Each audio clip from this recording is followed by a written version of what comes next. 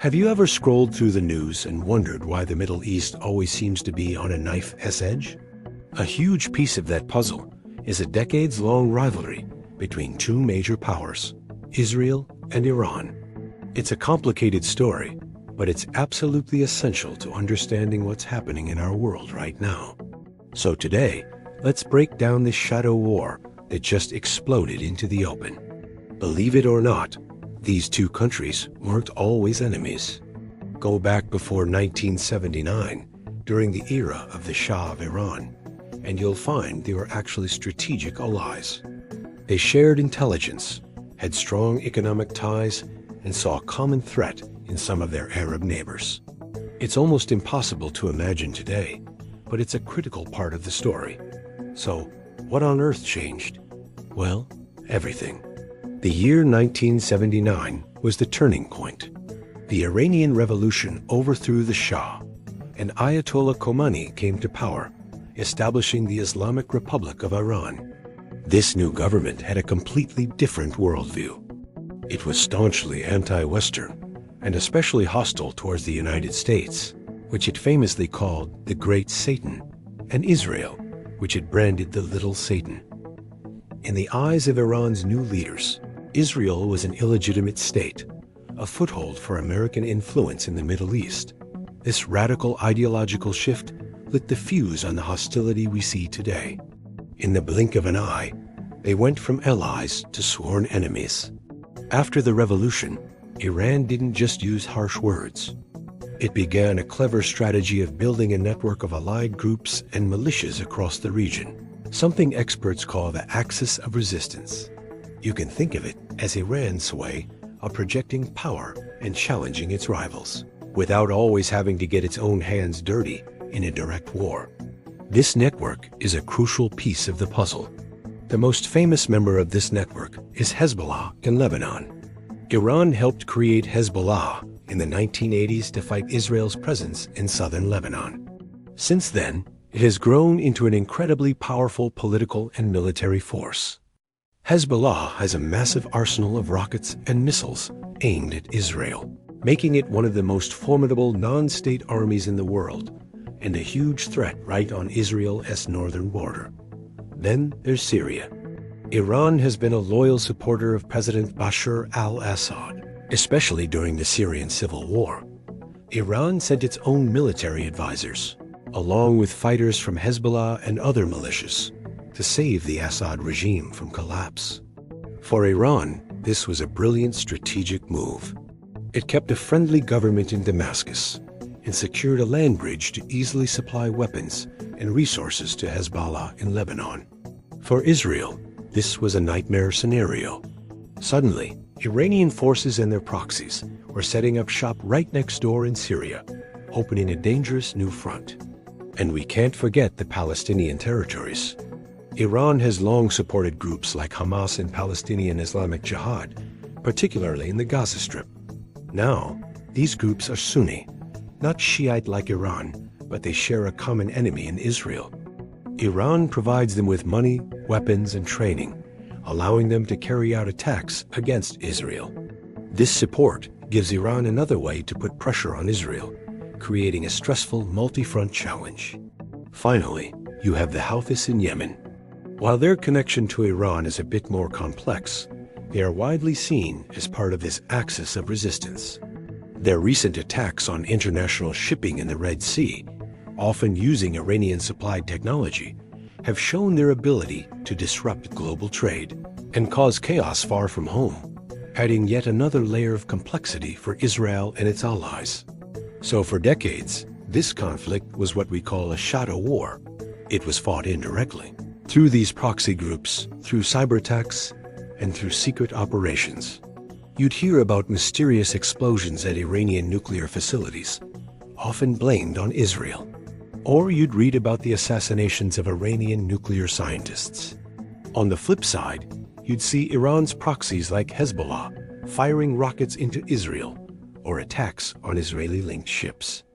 It was a constant, simmering conflict fought in the shadows, where both sides tried to land blows without starting an all-out war. They knew each other's red lines and danced carefully around them. So what happened? What made this shadow war suddenly burst into a direct, state-on-state fight? The trigger was an airstrike on April 1st, 2024. An Israeli strike hit a building right next to the main Iranian embassy compound in Damascus, Syria. This wasn't just any attack.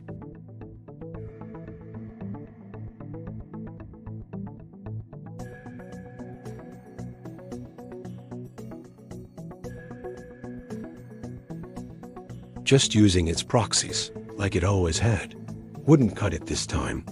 A major red line had been crossed. And so, Iran did something it had never done before. On the night of April 13th, it launched a direct military assault on Israel from its own territory. Over 300 drones, cruise missiles, and ballistic missiles were fired toward Israel. This was a historic moment. The shadow war was over. This was direct confrontation. The attack itself was designed as a spectacle. The slow-moving drones were launched hours ahead of time, basically telegraphing the punch. It was a signal to Israel and the world that a response was coming. But what happened next was just as remarkable.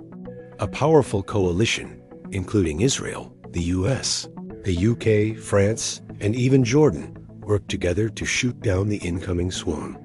Israel's incredible multi-layered air defense system, the famous Iron Dome, David's sling, and arrow systems worked almost perfectly. In the end, 99% of the projectiles were intercepted. There was minimal damage. So, while the attack was a military failure in terms of causing destruction, it was a symbolic victory for Iran. It proved it had the capability and the political will to strike Israel directly, crossing a threshold many thought was untouchable. For its people back home and its allies across the region, Iran projected an image of strength. Naturally, Israel felt it had to respond to maintain its own deterrence. You can't just let a direct attack on your country go unanswered. But the response had to be carefully managed. The US and other allies were pleading for restraint, terrified of a wider regional war. So a few days later, Israel launched its own limited surgical strike. It reportedly hit an air defense radar site near a key nuclear facility in Isfahan, Iran. The message was crystal clear. We can get past your defenses and hit sensitive targets anywhere we want, but for now, we are choosing not to escalate. After this direct exchange, both sides seemed to pull back from the brink. Both felt they had made their point and restored their deterrence. Iran showed it would strike directly, and Israel showed its defensive shield was superior, and that it could penetrate Iranian airspace whenever it chose. A very fragile, uneasy calm has returned, but the rules of the game have been changed forever. So, where does that leave us? The Middle East is on edge because the unwritten rules have been torn up.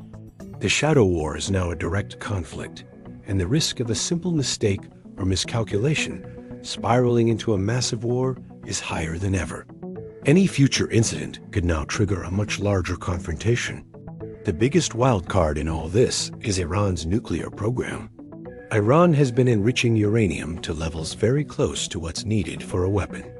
Israel has stated for years that it will never allow Iran to get a nuclear bomb. If Iran decides to make a sprint for the bomb, that could be the trigger for a major Israeli military strike. And that would almost certainly ignite a massive regional war, dragging in the United States and many other countries. The situation is incredibly tense. The entire region, and indeed the world, is holding its breath. The old playbook has been thrown out, and we are in uncharted territory. Understanding this rivalry is more important than ever to grasp the instability of the region and its impact on all of us. Thanks so much for watching. If you found this explanation helpful, please give this video a thumbs up and subscribe for more deep dives into global events. Let us know in the comments what you think the future holds for this conflict. Stay informed, and we'll see you in the next one.